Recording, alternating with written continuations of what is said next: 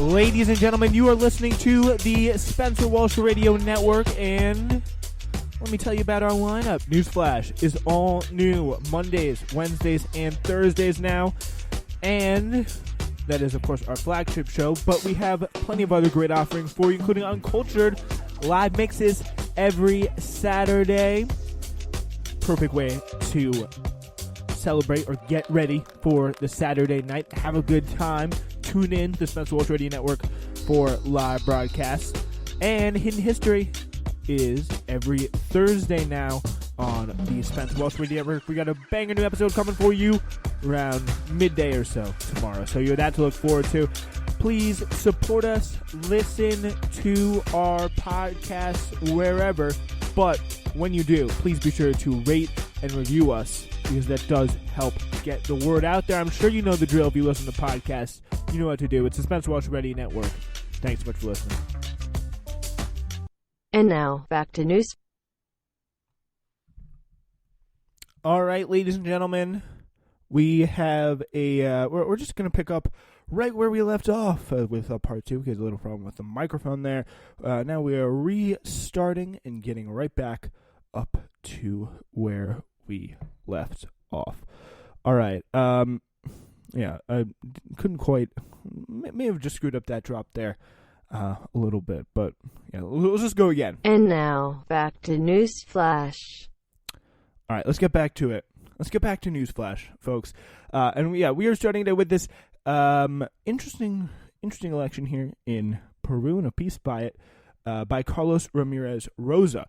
On January 6, 2021, Americans were horrified. By the way, Carlos Ramirez Rosa is in Reading and Jacobin, and he is a DSA, Democratic Socialist of America, Chicago City Councilor, Alderman. So let's get into what he has to say. On January 6, 2021, Americans were horrified to witness Donald Trump's right-wing supporters storm the U.S. Capitol in an attempt to overturn the presidential election. Their attempted insurrection against American democracy colossally failed, but the riot served as a reminder to Americans that democracy is fragile and is a system that must be constantly defended. I'm currently in Lima, Peru, with the Democratic Socialists of America to serve as an election observer for the country's June 6 presidential runoff election. This Sunday, Peruvians will choose between leftist candidate Pedro Castillo, an educator and union leader, probably like the closest to actual like Communist Party guy that has been running in Latin America for a while, and Keiko Fujimori, a career politician and daughter of former dictator Alberto Fujimori. Of course, that comes with the history of Japanese colonization of and kind of influence in Peru. He says, I've served as a poll watcher in local and national U.S. elections, but the stakes have never been as high as they currently are here in Peru. First of all, you may have noticed I said the June 6th presidential runoff election. That implies that it happened yesterday, being that today is June 7th. And you may be wondering, what are the results? Well, here is the latest from Kawasachin News. That's a recount I highly recommend that you follow. It's the pretty much kind of national news in Bolivia that pretty much cover things from a more like left-wing perspective, not, swallowing the State Department line and telling you that, Evo Morales was, overthrown by an uprising of the people, and it was really great. But no, they're actually telling you what is going on. So this is the latest. This is the latest right now. With 92.5% of the votes counted, Pedro Castillo is catching up, is about 0.25%. Super, super, super close race. The lead has really closed, has narrowed in the polls very, very, very, very quickly. And people were kind of expecting a closer race if the polls were to be predicted. In a very, very narrow margin here. Still a lots of rural votes left to count, but also votes abroad that favor Fujimori. There was a kind of low turnout in the abroad areas. So yeah, rural votes are often favoring the kind of similar situation with Evo Morales, with the rural and more indigenous areas favoring him. Pedro Castillo will be in the same situation right now. It is very, very close. So Fujimori has 50.127% of the vote, and Castillo has 49.873% of the vote. This is as of 10:17. It's about 10:58 right now. So to less than an hour ago. This is just 27 minutes ago. Kind of a breakdown here. The majority of areas with lots of votes left to count favor Pedro Castillo, but not all. So this is very interesting. So it's about let's see, 1, 2, 3, 4, 5, 6, 7, 8, 9. So probably like 16 or so of the major areas left to count votes, still kind of low in the counting, favor Castillo. But there are some areas, some more, also as I said earlier, these kind of more broad areas that still favor. So it's very, very close. It's very, very intense. So we are going to be very, very interesting, and hopefully Castillo will be able to get the W. But even if he doesn't, there could be some, very possible, it could be some sort of Evo Morales situation, because this democracy is unfortunately not as fragile as, not as sturdy as some others. And, I don't want to talk about our democracy, given what happened so recently, as the epitome of stability. But yeah, they're definitely closing the gaps in a pretty significant way right now. As of the very latest, again, it is 50.127% to 49.873, razor thin margin. So I'm going to be following that for you. Probably talk about it, probably update you about it future, even though we will not probably get the final results while we are on the air. So in the past 2 days, all 4 groups that DSA's observer delegation has met with have expressed serious concerns about the possibility of a right-wing coup should Pedro Castillo win. He's currently leading in the polls in the 4 organizations. They're made up of indigenous leaders, lawyers, human rights experts, and trade union leaders, have also expressed fears that Keiko Fujimori and her supporters in the military, courts, legislature, and media would engage in fraud or violence to secure her victory at any cost.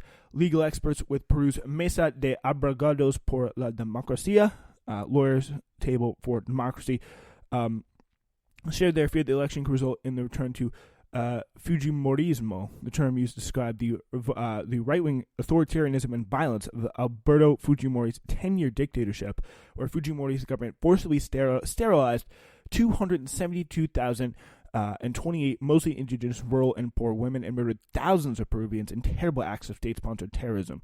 Mass graves around the country have still yet to be uncovered. So that is the history right now that Peru is fighting to stave off. That guy's daughter is currently running to be the next president or prime minister. So very, very scary. Concerns over a potential coup or electoral fraud were expressed by Peru's Coordinadora Nacional de Derechos Humanos, National Coordinator for Human Rights, an umbrella organization of 82 human rights organizations. That group shared with our delegation a 16-page report documenting recent right-wing attacks on freedom of speech and freedom of press during the runoff election. One recent right-wing attack on Peruvian freedom of the press was the firing of Clara Elvira Ospina from her job as news director of as news director with 2 of Peru's leading television channels. Both channels are owned by a major media conglomerate called El Comercio. Clara was fired from her job shortly after a meeting with Keiko Fujimori, a meeting where Clara informed Fujimori's channels that her channel's news coverage would remain impartial and unbiased. So right after that, she was fired. Attacks on the freedom of press, right-wing violence threatening the democratic rule of law. This may sound all too familiar to Americans after 4 years of Trump and Trumpism.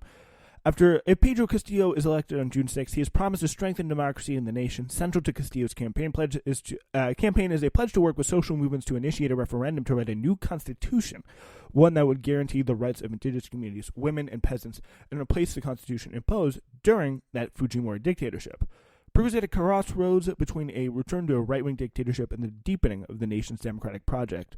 This Sunday, all eyes should turn to Peru to ensure that June 6th, like on January 6th, democracy prevails in the Americas. Yeah, and democracy not in the quote-unquote American sense, the State Department brand of democracy that we hear so much about. So this is kind of an interesting situation here going on with the Discourse blog. Samantha Grosso writing about this. I'm specifically writing about an article by Kate Murphy entitled How to Rearrange Your Post-Pandemic Friendship, which was published earlier this week. In the piece, Murphy guides her readers on the delicate art of assessing friendships to determine which ones no longer serve them. Remove which does not spark joy. Kind of the PMC Marie Kondo conduification of people's lives and life choices. Readers may recall that Murphy's work from the last time she wrote about friendship for the Times in a piece called the quote, "The pandemic shrank our social circles. Let's keep it that way." Guys, yeah, the one thing you need coming out of a pandemic is less friends, less human interaction, all that stuff. Like that is what everyone says you need. The article featured a deranged-seeming doctor who, with Murphy's seeming approval, treated his friendships during the pandemic like plants on a watering schedule. Interesting. It also featured Murphy's recommendation that we all use the pandemic to semi-permanently, if not permanently, redefine our social circles, saying, quote, I value my friends as much as I can exploit the goodness of their hearts for my own self-gain vibes. That's pretty much what it is. It's about how can I use my friends to shape my kind of perfect image of who I want to be, which is a really kind of twisted way of thinking. So, alas, Murphy's first friendship piece, perhaps even tame compared to most recent banger, did so well with the hate reads that the hate read community that really is quite strong when it comes to a big thing like the New York Times. This time she also brought back a little fat phobia. This is a tweet from Adam Johnson of the Citations Needed podcast, writing, "The pandemic shrank our social circles. Let's keep it that way." This is the title of it. Yeah, and let's get a few clips. Let's get a few graphs in there. So let's see. Maybe a little bit of pruning, maybe necessary. Where's the good one? So the pandemic shook us out of our social ruts. Now we have an opportunity to choose which relationships we wish to resurrect and which are better left dormant. Ask yourself, who did I miss and who missed me? Yeah. Did your friend call you, every 2 weeks at least during the pandemic? If not, never talk to them ever again. Yeah, it's really interesting. So, having friends. This is really one that people are really raising eyebrows about it. Friendship is an evolutionary advantage that allows us to form alliances, cooperate, exchange ideas, and learn from one another. Having friends who encourage this is the wrong one. My bad. This is the idea. So she says. So Susan Degues White, a professor of counseling at the Northern Illinois University, suggested imagining how you want to arrange your friendscape where people inhabit the foreground, middle ground, or background, depending on how much time or emotional energy you invest in them. It requires daily or weekly attention to main foreground friends, so they're necessarily a limited number of slots, so 4 to 6 maximum. Some of those may be filled by your romantic partner, parent, sibling, or child. That's literally, again, that's not what friends are. Friends are people who are explicitly not those people. People who, I guess that's kind of different with your romantic partner because you can choose to be with them, but you're with your family, whether you like it or not. And these are people who you choose to associate with outside your family. Like, they're two very, very different things. Siblings, children, all that stuff. Kind of the same because they are front and center. Foreground friends are the ones who have the most profound impact on your health, well-being for good or ill. Depressed friends make it more likely you'll be depressed. Obese friends make it more likely you'll become obese. And friends who smoke or drink a lot make it more likely you'll do the same. The reverse is also true. You'll be more studious, kind, and enterprising if you consort with studious, kind, and enterprising people. That is not to say that you should abandon friends when they're having a hard time. I mean, okay. But it's a good idea to be mindful of who you're spending your majority of your time with, whether on or offline, because your friends' prevailing moods, values, and behaviors are likely to become your own.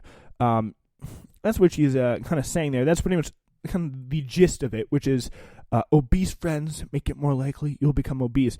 Like, it is really quite clear. Yeah, we got kind of lots of stuff going on here. So, I mean, pretty much the only way to interpret it, really, what Murphy is saying, is that friends affect you for better or worse, and you can end up like your depressed and fat friends, or you can end up like your kind and ambitious and hardworking friends. And those two groups of people never interact or intersect. Like, it's a very, very tough. Like, you could have a depressed friend who's fat, but also gets up to work a shift at McDonald's at like 6 a.m. every day till like 8 p.m, and or something like that. Like, it really works hard, kind of like. But is also depressed because she's working a freaking shitty job and can't really see, the light at the end of the tunnel, or where she can ever find a route to stability or route to happiness. And that could be an incredibly what thing to deal with, and that's why she needs a friend like you, or he needs a friend like you to help them. So pretty much the point of this is what I'm trying to say is that if your friends are struggling, you should not abandon them, because you may become maybe scary, a little bit like him. Anyway, or her. So yeah, give your friends a chance, and don't listen to anything New York Times says about this, in my opinion. You can if you want. I'm not going to stop you. Like, what are we talking about here, guys? Come on. Anyway, we will be back most likely next Monday, because I will be traveling. But until then, keep listening to Spent Welsh Radio Network. Go back in the archives. Check us out. Relive old Newsflash episodes, hidden history also. And we will be back on Cultured Mixes. Why not? And we'll be back in no time. So thank you very much for listening. It's been Newsflash.